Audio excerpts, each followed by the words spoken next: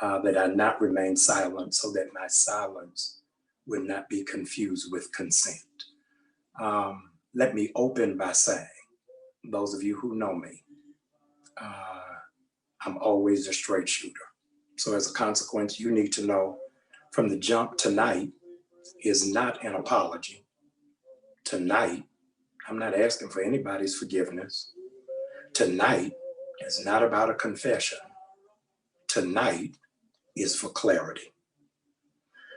I have, for 5 seasons, I've never said anything about Potomac. For 5 seasons, not said a word in a post, in a subtweet, in a text. I average at least 56 interviews a year. And in no condition and in no term have I ever mentioned the Housewives of Potomac, good, bad, or ugly, in support. A couple of things that I wanted to share that I think prudent for our discussion tonight. I have long since not been an advocate for many reality television shows because I don't think that it represents the best of who we are, nor does it advance our progress, our maturity, and our brilliance. A bone of contention between Giselle and I for years was about her participation in the show and how it is that I did not support it. In baby steps of reconciliation, I agreed to be on it against my better judgment, against my wisdom, and even against my convictions. I wholeheartedly regret participating. And I want you to know that I will never be on the Housewives of Potomac or anything in that franchise ever again. But I wanted you to know why. I took a couple of days to be sober of thought and clear of mind, so I would not, in fact, operate in emotionalism, but in sound judgment. So I want to tell you why you will never see me on the Housewives of Potomac again. It has been a gross misrepresentation of my character, my ministry, and my humanhood. There are a couple of things that have happened this season that require immediate redress. Many of you who are watching bombarded me with accusations of abandoning my family, not being there for my girls, for their photo shoot, as if I was just in Atlanta, frolicking around and participating in willful neglect. The truth of the matter is, I was in South Africa. I was in South Africa, coming back for the photo shoot, and had a delay in Frankfurt, Germany for 6 hours. The producers knew it, the network knew it, and as a consequence, my flight did not land in enough time. And none of that was mentioned. None of it was brokered. None of it was represented. Secondly, what happened on Housewives of Potomac is that many of you misguidedly thought that it was in real time. It was, in fact, recorded a year ago in 2019. And so you saw my children who were not happy with me, but you didn't have context. It was their first day of school, and this is the very first time in their entire lives that the first day of school I was not present to pick them up or to take them. Any of you who have teenagers understand the emotional roller coaster of teenage girls. As a consequence, I had just moved to Atlanta, so it was adjustment for them, and it was for me. They are absolutely daddy's girls.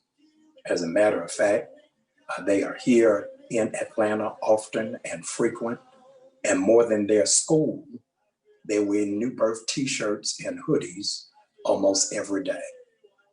Faithfully, even while in Maryland, they watch their father on Sunday morning in worship. I have a very healthy relationship with my children, which I value and which I absolutely don't take for granted. The third thing that was put out there pejoratively was disparaging remarks made by my father-in-law, Mr. Curtis Graves, who is 83 years of age. He's 83 years of age, and unlike many, I was raised old school, that you never disrespect elders. I honor him. He's an amazing man, has had incredible accomplishments, and he has every right to feel protective over his daughter. I've been divorced for now 10 years, and he and I have not had a heart-to-heart, man-to-man conversation about me breaking the heart of his baby girl. Anybody who is married or been married understands that working with in-laws is a process and it is a journey. So that was, in fact, one of the very few times in 10 years that we have been in proximity. But I want on record that I honor him. He's made tremendous strides in history. He is my fraternity brother, and I want my children to always know that I honor their grandfather and Giselle's father. I then want to move. Let me make sure I'm on the right page of my binder, because you can't bring me receipts if I got the cash register. So let me press the cash register. Yes, I dated a young lady in New York. In case you all missed it, I've been divorced for 11 years, and single people date. When you date, sometimes it works and sometimes it didn't. In this instance, it didn't. Nothing immoral, illegal, or unethical took place. It did not work out. There is some clarity that needs to happen. I'm not married. I'm not engaged. So some of you have a strange relationship with language. You can't have a mistress while you're single. So I never had a mistress. As a consequence, she has never been to visit me in Atlanta, never been to New Birth, never been in my home. I've never been in her home. Now, you would think that things just move forward and people move on. They don't. So if we're going to show text messages, let's show all the text messages. Let's show the text messages of the young lady asking to fly to Atlanta for my installation. Show the text message where I said, no, it's not a good idea. You're going to show the text message, show all the text messages where you asked to come down for Memorial Day. And I said, no, you can't come here. If you're going to show the text messages where you complained because I didn't open the door for you to speak on the Word Network. You're going to show the text message, show all of them.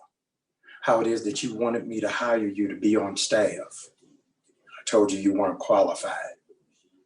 And so January, I brought in new staff members, 3 of them.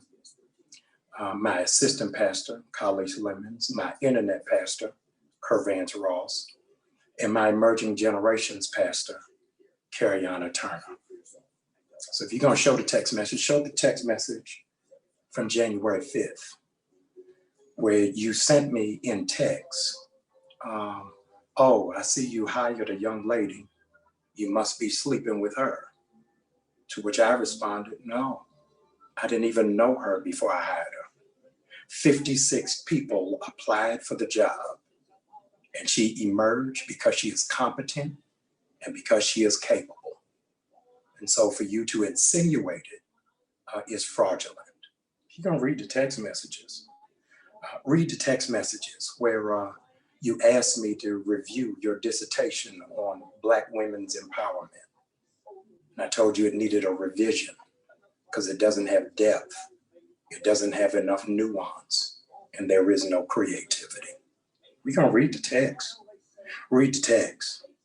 How it is that you sent this, quote, receipts to 27 periodicals and blogs, hoping to sell a story. And of the 27 you sent it to, 25 dismissed it because they knew it had no merit, it had no weight. And so because doors were not opening, because you're chasing clout and an opportunity to get on a stage that gift and integrity necessitate, you then sent it to the executive producers of Bravo.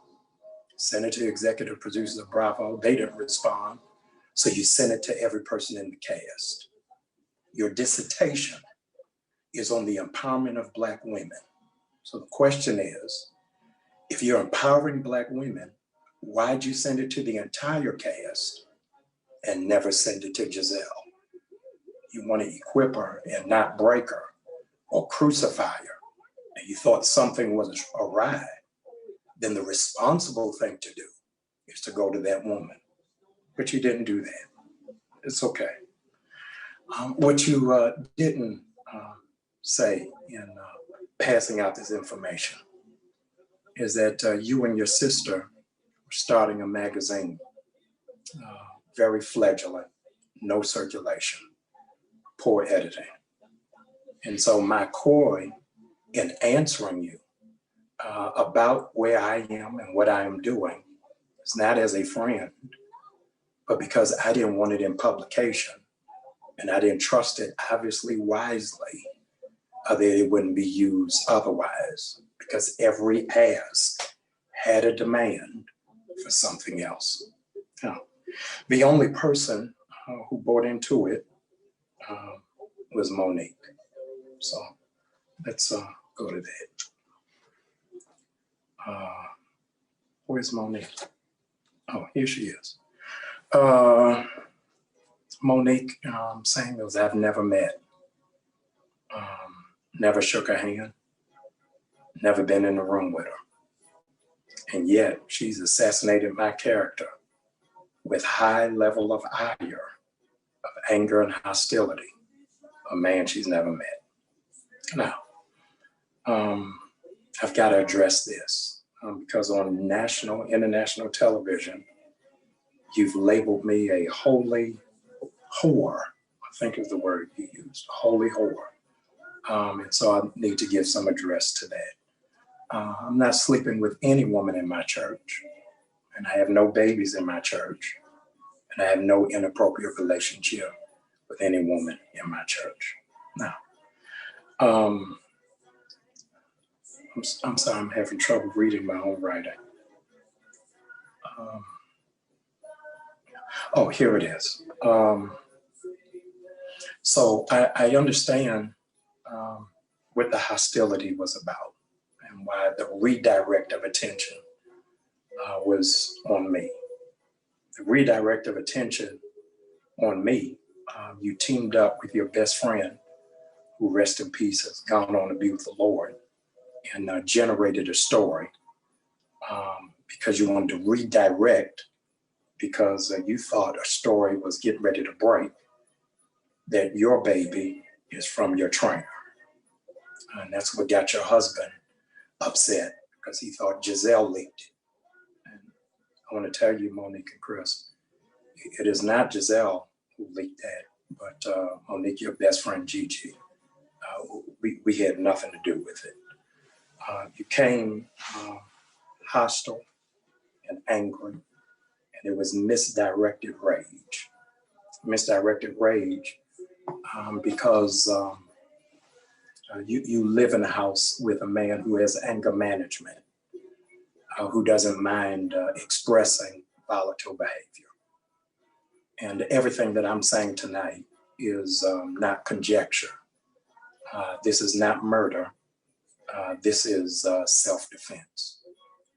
And so on Sunday, for the first time in 5 years, I'm inviting my audience to watch the reunion, Housewives of Potomac, where you will see Monique's husband try to attack my wife, my ex-wife, Ann Robin.